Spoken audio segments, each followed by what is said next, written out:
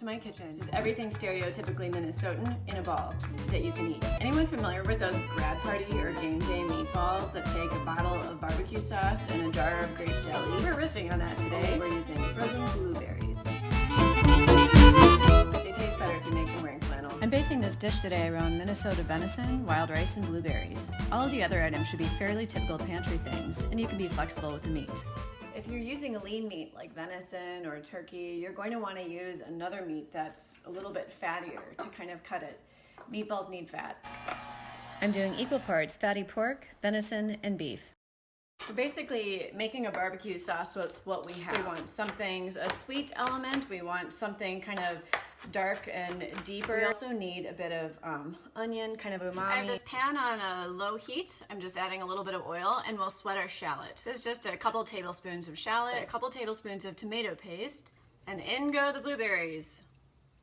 About a teaspoon of ancho powder, and a little bit of Dijon mustard. We're adding a splash of Worcester sauce.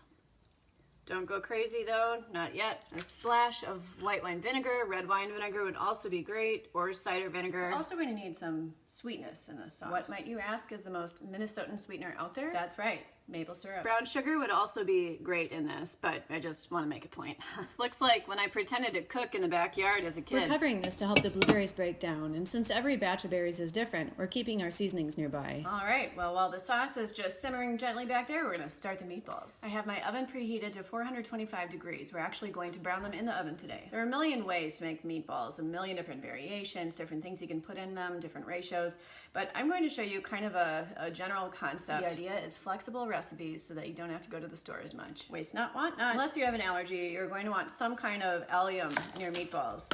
In other words, an onion, garlic, you could use shallot, and I'm going to actually use all three today. I don't like big pieces of onion falling out of my meatballs. So I'm chopping all of these pretty finely, mincing them. I have 1 tablespoon each of garlic and shallot and about a half cup of white onion. In the meantime, the blueberries are starting to break down. Another really important component of meatballs, I believe, is having herbs. Parsley is a really great one. It's really versatile. So that's what we're going to use today. We want to chop our herbs pretty finely. Now, the other component in a meatball is some kind of a binding agent. Usually it's a breadcrumb, or you could use ground up oats.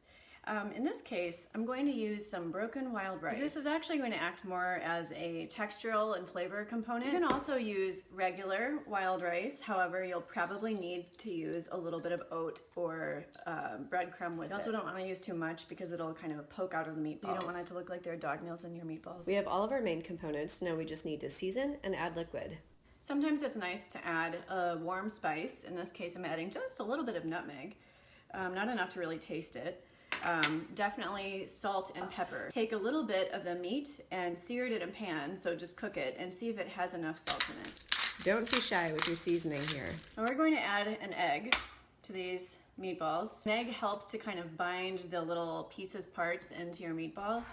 It's unusual to need more than 1 egg per pound of meat. We really want to stir meatballs by hand. We basically just want to mix this until all the components are distributed evenly and we can form a ball. Giving it a quick kind of pre-stir before adding any liquid. I'm going to add maybe even just a 1/3 cup of milk here.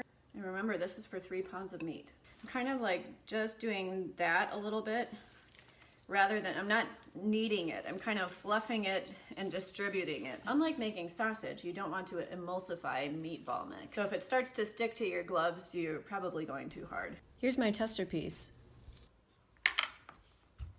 I'm adding just a touch more salt and pepper because I'm using venison and sometimes game meat wants more pepper. Then we're going to be ready to ball this out. Some kind of a scoop, like a little ice cream scoop, preferably. It'll keep them uniform. And then some water for your hands. Simply scoop all of the meatballs out, and then I'm going to shape them with my hands. It's more efficient to do it that way than to stop and finish each one. The meatballs can be pretty close together on the tray, but just know that they're going to release some fat and liquid.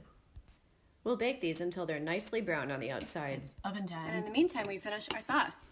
If the sauce is too thick, you can add a bit of stock or water. And remember, you want the sauce to be very flavorful. I blended the sauce here because it will cling to the meatballs better. I also added some extra mustard. It'll make it not taste like you're eating meatballs for dessert. Also add some molasses. I would add just a little bit. Meanwhile, our meatballs are done. I poured off the excess fat and will slowly simmer them in the sauce in the oven.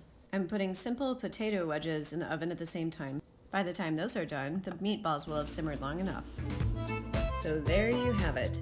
Spoon a little extra sauce to serve, and you've got meatballs with all the dark, rich flavor of the North Woods. These will be simply luscious with this Monte das Promesas. I can't wait to hear what my friend Karyn has to say about it. So between that blueberry barbecue sauce or this wine, you're going to end up with some pretty dark lips. So maybe not the best first date meal. No one should be going on first dates right now anyway. It is safe for first dates again, though. Maybe this will be a good test. If they can't handle some blueberry lips, there's a real problem. Enjoy the tastes of Minnesota this week. I'm Karyn. Thanks for joining me in my kitchen.